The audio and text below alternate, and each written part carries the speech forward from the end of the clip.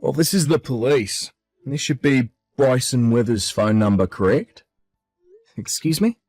Have the police in this area started using text message to talk with people now? Is there a problem with the way you're being approached by us? Well, this is the first time I've ever heard about the police doing this sort of thing. Nothing in the news or anything has talked about the police starting to text people they find to be suspects in a case. Unless this is some sort of new tactic that your department has developed, which in that case makes all of this even more odd to a man like myself. I'm sure someone like you would have never heard anything about this. But recently the police force here has started to update all their methods for reaching out to suspects. One such way is through text. It's a more hands-off approach, and allows for there to be less of a chance that an officer or the suspect gets harmed. Being that we are the police, it's not difficult for us to get people's phone numbers. That's very interesting. I'll have to look into all of that at a later date then. So now, why would the police be reaching out to me right now, over text? Well, Bryson, I'll give you the reason for why I'm talking with you now. It was a victim's report about a fraud case you're a part of, and in that report they say they had been scammed by you. You're going to need to pay $50,000 as settlement to them. And that's why I've gotten in touch with you. Excuse me? So what you're saying is that I'm being blamed for committing a crime, a scam, on someone, and will now need to pay a settlement for it? As far as we're aware, there will be no court hearing for this case, as you've already been proven to be the scammer. And what you've done had been made clear to us in the victim's report. I'm sorry, but I've never scammed anyone or committed any sort of fraud. So then this could mean you were acting on another's behalf, not knowing you were committing a crime. Perhaps when you committed the scam you were under the influence, don't recall your actions. That can't be. I have never consumed enough alcohol before to make me blackout drunk. It is known that when people become that inebriated, they'll usually not remember any of the moments leading up to it. I'm sorry, but that is not going to be enough to make you innocent in this case. But when it comes to things like committing fraudulent activity, the suspect must have been aware of what they were doing when committing the crime, or else it cannot be considered a purposeful crime, right? So what you're saying is the scam was an accident? Let me ask you something. There are many types of scams and frauds in this world. So, could you please explain to me in a little bit more detail what kind of scam the victim is saying I committed? Do you know what a badger game is, by any chance? Well, sort of. Isn't that a scam which targets men primarily? Where a man and a woman will target a man by having the woman approach him and start to perform sexual acts with him. And just before things become too physical, the man will take a picture of the two or video and use that as blackmail while threatening the victim to pay up or else he'll take legal action. That's what a badger game is, right? You seem to have the description of that form of scam spot on. Thanks? That makes this all the more troubling to me. I'm not sure why it does. I don't ever remember committing a crime like that. And had I, things would be a whole lot more serious in my case. But from what I've read in this victim's report, you are the man that committed the crime, and you will have to pay for it. I think it's best that you just come forward about things and pay the victim their $50,000 that they've asked for, before we have to escalate things any further. If you are able to pay that settlement off right now, then there will be no criminal record made in your case, and you can go right back to the life you'd been living before. So really, $50,000 is pretty cheap for something like a clean record, right? Could you give me some time to think about this? Even if I wanted to pay that settlement right now, $50,000 is a large amount, and I would need some time to actually get all that money together. Understood. But I cannot allow you much time to think about this, as you are being convicted of this crime. And also, you will not be able to get away from us, as we will have eyes watching you at all times. Please do not forget that simple fact. Oh, is that so? Understood. Bryson, sorry it's been so long since I've last talked with you. And I'm sorry for showing up out of the blue again. But I have something very important to talk with you about. Are you able to chat for a few seconds? I have to make this quick anyway, so please allow me a little bit of your time. Long time no see, Chloe. What's happened to you? I know that this is going to be right out of left field for you, so I'm very sorry. What? What's going on right now? I was threatened by him. What? Threatened by who? Actually, this all started to happen because of what I did. I went and cheated, stabbing my husband in the back, and that's what led to this. What? I understand that what I did was very wrong, but I didn't know what to do about it, and I still don't know.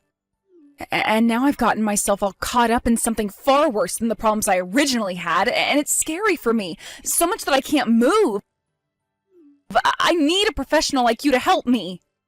Chloe, could you please calm down for me first? Please take 3 deep breaths for me, please. And let your heart slow down. Okay.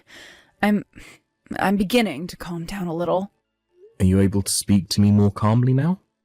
I should be able to. I want to talk about everything so that I can feel a little bit better. Alright then. Now this could all be wrong on my part. But did you make me the target of some kind of scam? What? How do you know? Well, just a little bit ago I got some text from a man claiming he was part of the police. Already? No, I knew something was up with the whole situation, so I played it out like I was going to believe him, then ended the conversation for a bit. I'm sorry. I didn't think he would already be starting to cause you problems. So you knew this was going to happen? Yes. Actually, originally, the real target was going to be my husband, your little brother. My little brother? He started to tell me about how crazy it was that someone like my husband could get money from the both of us just because we had an affair. But I just couldn't bear the thought of getting my husband caught up in a scam like that. And I knew that me cheating would be heard about by everyone eventually, so I went and changed my husband's contact info with yours in my phone and told him. His name's Chase, by the way, and he was the man I'd been sleeping with. But I'm sure he didn't say anything more to you besides that he was the police. I see. So that's what led to all of this. Can you tell me, have you ever participated in any other scams with that Chase guy before? Or is this your first time? This is my first time, because he forced me to help him commit it. He threatened me to.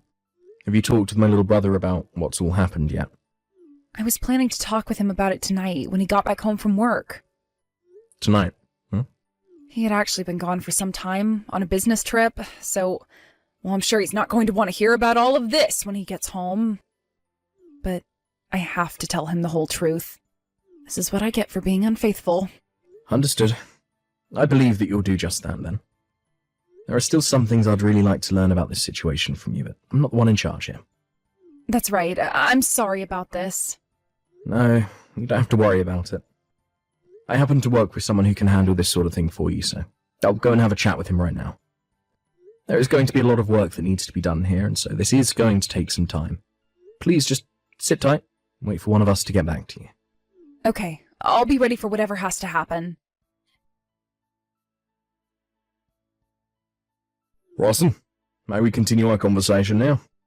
If you do not hurry up and get that money transferred over to the victim soon, we're going to have to come and arrest you. Do you understand, Rawson?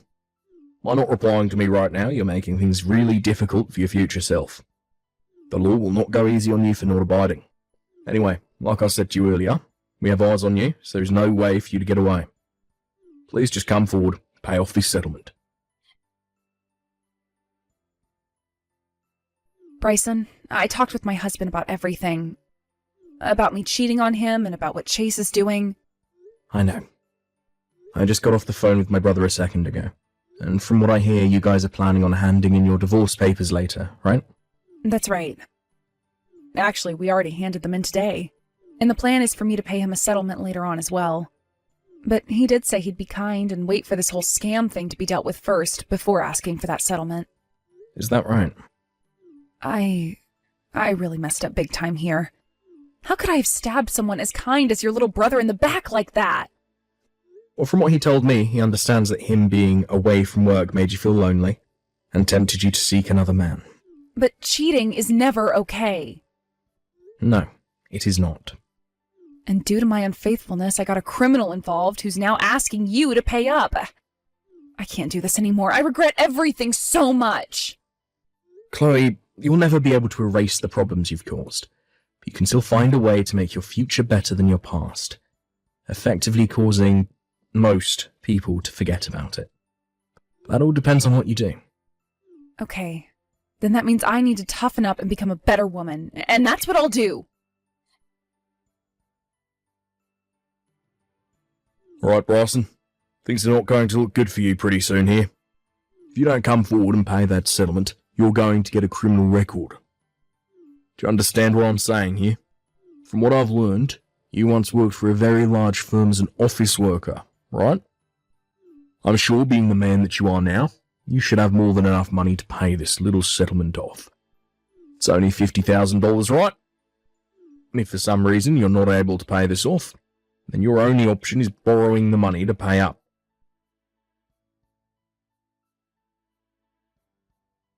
Bryson, we can no longer wait for you. If you do not have that money transferred over to us by the end of the day, we are going to have to come and arrest you. You will be given a criminal record. Do you understand? It's only $50,000, and yet you're willing to refrain from paying that and having your whole life ruined because of it. How about you say something to me? Hello, Mr. Police Officer. Oh, I'm sorry, I should have said Chase, right?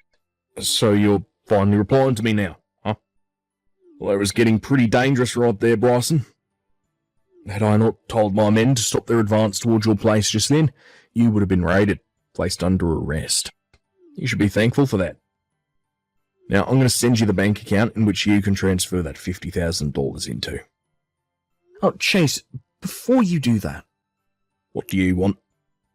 Well, I'm just a bit concerned with how you've handled your scam here, because, from what I can tell, it's so flawed that you have to be an amateur. Huh? Well, I guess you've lasted quite a while now, trying to get that money from me, even though this has to be your first time ever trying to scam someone. Well, what are you talking about, Bryson? If you keep it up with that nonsense, I'm going to have you placed under arrest. Chase, I happen to be a detective for the state police. So do you really want to try that with me? What? A detective? Although I don't normally deal with things like fraud and scams, but I am still part of the state police. That means I have the jurisdiction to work with any department in this state. Hold on a second. You're a detective? Are you kidding me? I'm not kidding. Although you would never be able to tell because we're just texting one another. Wait. There's no way you're part of the police. You're Chloe's husband, right? You're supposed to be just an average office worker. Her husband is now. But before he married Chloe, he was working for the police as well. However, once he got married, he decided to settle down and went to work an office job. Wait, what? So you're not Chloe's husband? That's right. I'm not. What the hell is going on here now? Chloe didn't want her husband to be caught up in all this scam you have going on here, and so she gave you the number of a state police detective. My number. And hoped that I would be able to deal with you for her. As she told me soon after you had first contacted me about how she needed my help. She started talking to you. She made a very smart play in changing her husband's contact information with mine, making you think that I was her husband. That's why we're here now. Did you say? That bitch. I can't let her get away with this. How about you start getting a grip on the reality of your situation first, before you start to talk about her? What? I think it's time you started worrying about yourself now, Chase. What the hell? You've come this far with your scam, so don't think you'll be able to get away from me that easily. What the hell will you be about to do to me? I made sure to tell my troopers to get after you before you caught on to your current situation. What? But hold on a sec. This is the end for you, Chase. Your new life of crime was very short-lived. God damn it!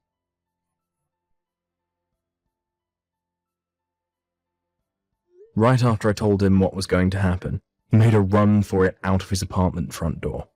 But we were one step ahead of him, and both the state police and city police had his place surrounded. He was able to make it past 2 of the officers and got on his bike to make a getaway. However, the officers also brought a K9 unit with them, and that dog made a mess of Chase. He tried to wrestle the dog off of him, but this only made the dog bite harder and deeper, which really got him screaming. But because he was still moving around and making it hard for the police officers to get to him, the K9 handler called his dog away, and they tasered Chase. After the taser had been deployed, he was pretty much out of juice. But this didn't stop the dog from slipping loose and getting a few more bites in on him, completely ending Chase's reign of terror.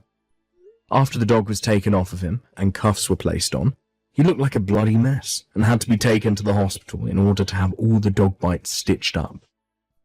There, he would spend a day getting all 319 stitches that he would need, and after the work was done, he was taken to the local police station. And after a very brief questioning and a quick trial at the courthouse, he was taken away by the police with plenty of charges.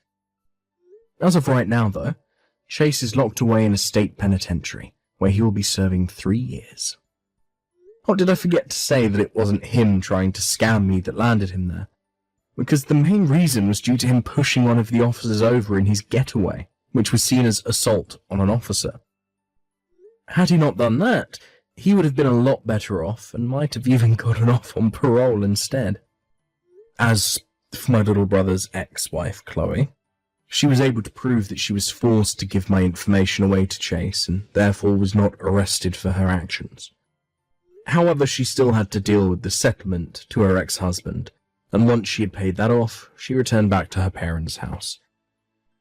Though she stopped by my office on her way home and thanked me for getting rid of Chase, and said that while she was with her parents, she had worked really hard on turning her behaviour around, for good.